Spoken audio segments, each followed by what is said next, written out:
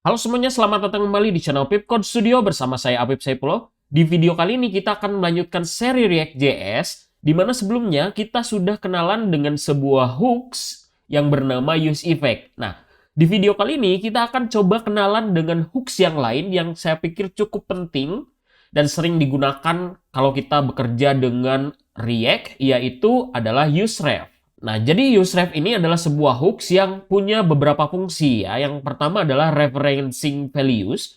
Jadi dia sifatnya sama seperti useState ya, di mana dia bisa menyimpan sebuah informasi gitu ya di dalamnya. Nah, tapi yang membedakan antara dia dengan useState yaitu adalah kalau menggunakan refs itu dia tidak akan melakukan re-render komponen gitu ya. Jadi kalau kita misalkan ya, sebelumnya kita sudah implementasikan sistem chart seperti ini gitu ya. Karena kita menggunakan state, kalau saya add to cart, misalkan yang ini akan langsung berubah gitu ya. Nah ini kalau menggunakan state. Kalau menggunakan useref, itu kalau saya add to cart, datanya dia masuk ke dalam local storage, tapi di sini tidak akan ditampilkan gitu ya. Nah gimana kalau kita coba implementasikan hal tersebut ya. Nah ini kalau saya sarankan adalah coba jangan mengganggu ya untuk yang chart ini. Jadi kita bikin aja sesuatu yang baru. Nah, biar nggak bingung, saya coba buat di sini aja ya, di bagian bawahnya. Misalkan saya berikan komentar di sini adalah use ref ya. Jadi di sini saya tulis cons, kemudian chart ref sama dengan use ref. Nah, jadi kalau misalkan use state, dia punya setternya ya. Kalau useref, dia nggak punya. Nah, gimana cara untuk ngeset nilainya sekarang ya? Nah, ini mungkin bisa kita berikan dulu nilai default ya, yaitu array kosong. Kalau ini sama lah ya, seperti dengan set chart gitu ya. Nah, kemudian jangan lupa untuk melakukan import ya, useref-nya dari React. Ini harus kita import. Nah, sekarang misalkan saya tambahkan sebuah ID, itu misalkan quantity 1 gitu ya. Jadi ini nilai defaultnya dulu. Kemudian saya mau coba komentari dulu yang total price ya. Jadi tidak akan kita tampilkan dulu. Jadi saya mau tampilin aja chartnya doang gitu ya. Nah datanya sekarang saya mau ambil bukan dari chart, tapi dari yang chart ref ya. Nah di sini chart ref. Kalau kita mapping langsung, ini nggak bisa. Pasti error gitu ya. Nah, untuk mengambilnya, itu adalah kita gunakan current. Nah, kalau kita lihat sekarang ya, ada sepatu baru, price segini, kuantitinya ini gitu ya. Karena kita memasukkan di sini. Kalau saya ubah yang ini jadi 2 misalkan, kita refresh. Nah, dia berubah jadi 2 ya. Nah, sekarang kalau misalkan saya mau add to cart ya. Untuk add to cart, sebelumnya kita handle menggunakan fungsi handle add to cart. Nah, gimana kalau kita coba bikin sebuah fungsi baru? Misalkan di sini handle add to cart ref gitu ya. Dia butuh parameter yang sama, ID misalkan. Nah, kemudian coba di sini misalkan cart ref dot current ya sama dengan data sebelumnya, kemudian barang yang baru gitu ya. Nah, kalau kita lihat di sini ya, perbedaan antara useref dengan useState adalah kalau useState dia punya setternya ya, di sini dia terpisah. Kalau useref dia nggak punya, jadi langsung kita harus akses ke current-nya gitu ya. Jadi untuk mengakses nilainya ada di current-nya, itu kita timpa dengan nilai yang baru gitu ya. Seperti ini, kemudian saya mau ubah berarti yang ini bukan handle add to cart, tapi handle add to cart ref ya. Nah, saya coba klik di sini add to cart ya. Kalau kita lihat data di cart-nya itu nggak berubah gitu ya. Padahal saya udah klik beberapa kali, ini nggak masuk ke dalam cart-nya gitu. Nah, kalau saya coba save saja di sini, misalkan ya, saya save. Nah, dia baru muncul datanya ya. Karena kalau kita save itu kan dia seolah-olah bukan melakukan re-render, tapi dia akan melakukan construct dari awal gitu ya. Setelah di-construct ternyata ada datanya gitu ya. Nah, yang ini mungkin biar makin kelihatan. Nah, ini saya hapus dulu. Jadi, kalau untuk nilai defaultnya, ini bisa kita copy aja dari yang bagian atas ini ya, karena sama. Nah, ini kita coba hapus. Kita paste ke sini ya. Jadi kita ambil dari local storage, terus kita coba simpen sekarang ya. Local storage.setItem card, kemudian JSON stringify cardRef.current. Sekarang kita coba cek di sini, saya coba refresh dulu ya. Nah, ini saya coba inspect ke local storage-nya. Nah, ini ya datanya ada nih di local storage. Gimana kalau kita coba add to cart sekarang? Nah, kita lihat muncul ya. Datanya nambah ya kalau di local storage. Nah, tapi kalau di card-nya nggak berubah gitu. Nah, saya coba refresh sekarang, baru muncul gitu. Nah, jadi itu ya perbedaan antara useState dan juga useRef. Kalau useState, dia akan langsung re-render ya. Artinya ditampilkan, dirubah gitu apa yang ditampilkannya. Nah, kalau useRef itu enggak gitu. Datanya disimpan gitu, tapi tampilannya nggak berubah. Nah, jadi itu fungsi yang pertama dari useRef ya. Nah, ini coba saya mau kembalikan lagi ya. Yang ini mungkin jadi card lagi ya. Kemudian yang bagian ini saya coba jalankan lagi. Dan juga yang handle add to cart ini saya ubah kembali jadi handle add to cart ya, jangan menggunakan ref. Nah, jadi itu hanya untuk mencontohkan saja penggunaan dari useRef yang pertama gitu ya. Nah, kemudian ini saya coba inspect lagi, masuk ke application. Kemudian saya hapus dulu chartnya ya. Nah, jadi tadi untuk kalau kita menggunakan ref sebagai referencing values ya. Nah, sekarang kita akan coba fungsi yang kedua dari useRef ini adalah untuk memanipulasi DOM gitu ya. Nah, jadi kalau teman-teman mungkin masih ingat dengan sebuah fungsi di JavaScript ada yang namanya document.getElementById misalkan gitu ya.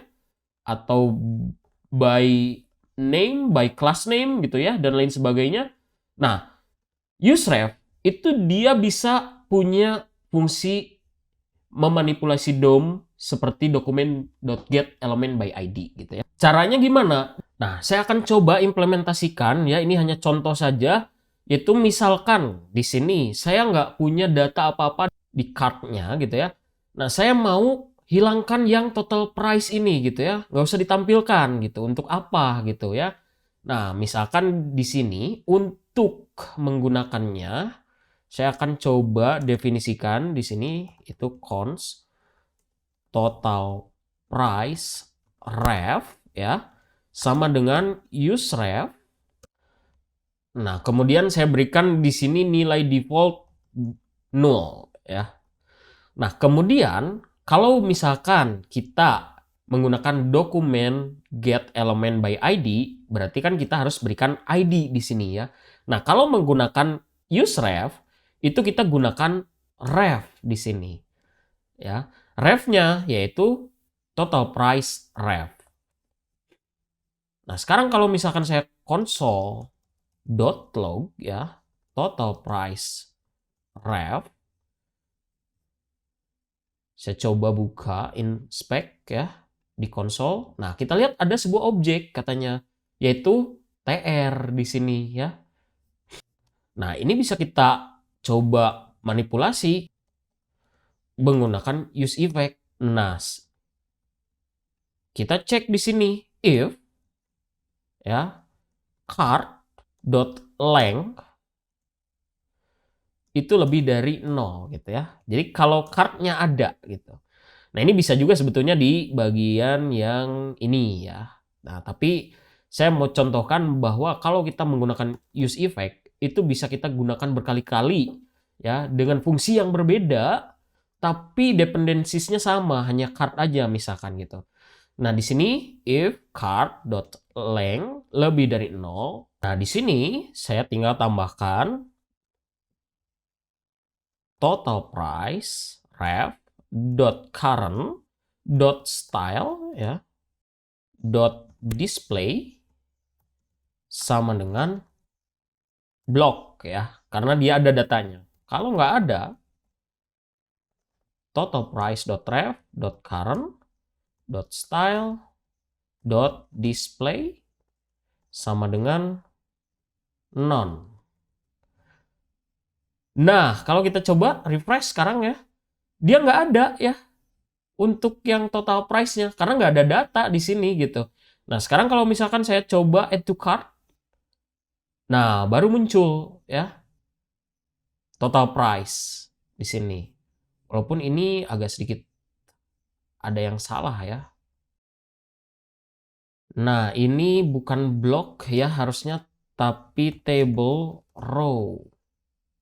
Nah, jadi rapih ya sekarang. Jadi itu kalau misalkan ada datanya di cart, baru ditampilkan yang total price gitu ya. Nah, kalau nggak ada, ya udah gitu ya, nggak usah ditampilin. Coba kalau saya hapus sekarang kartnya, saya refresh, nah dia hilang lagi gitu ya. Saya tambahkan, baru muncul total price-nya gitu.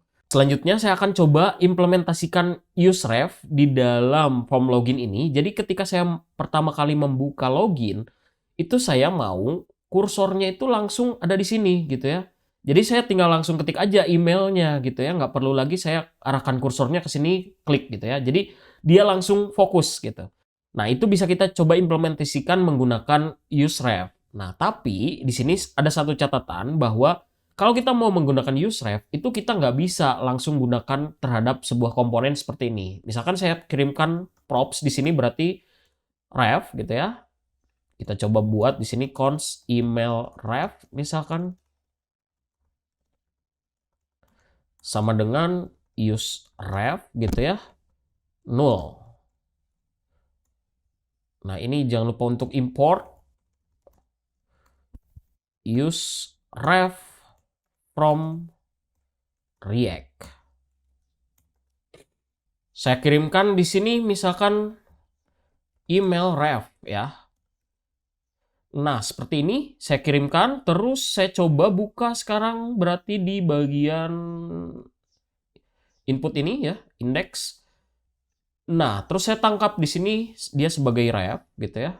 Terus saya kirimkan berarti ke sini ref sama dengan ref gitu ya.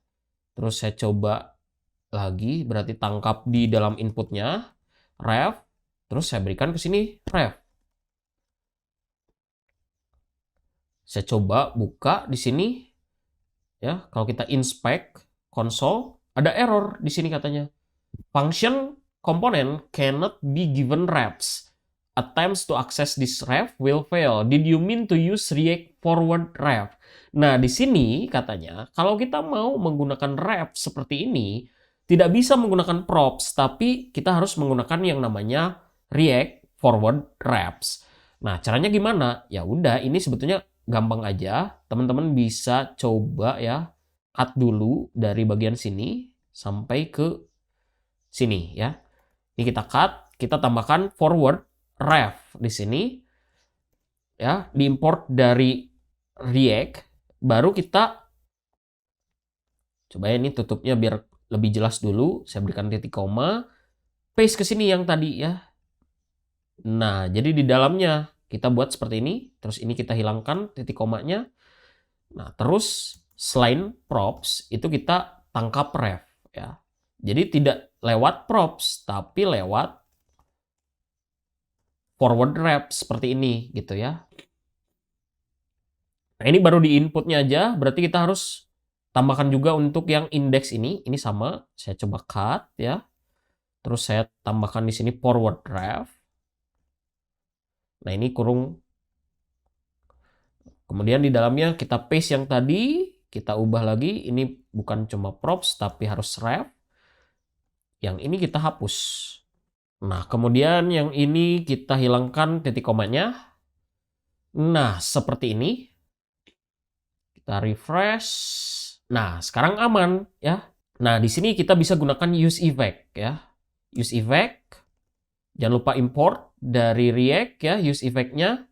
Kemudian tambahkan sebuah dependencies ya di sini. Karena kita tidak akan melihat perubahan apapun, tapi kita akan gunakan komponen did mount-nya ya dari fungsi use effect ini, jadi biarkan kosong. Nah, kemudian di sini email ref dot current dot focus ya. Saya maunya adalah pada saat saya refresh itu dia langsung ke sini ya. Nah, kalau kita perhatikan di sini dia akan langsung masuk ke bagian emailnya ya. Saya refresh. Tuh, jadi dia langsung masuk. Jadi seperti itu ya, simpelnya dari penggunaan useref. Banyak sekali fitur-fitur yang bisa kita buat dengan memanfaatkan useref ini. Dan mungkin cukup sekian untuk video kali ini. Jangan lupa untuk subscribe, comment, like, dan share video ini. Kita ketemu lagi di video berikutnya.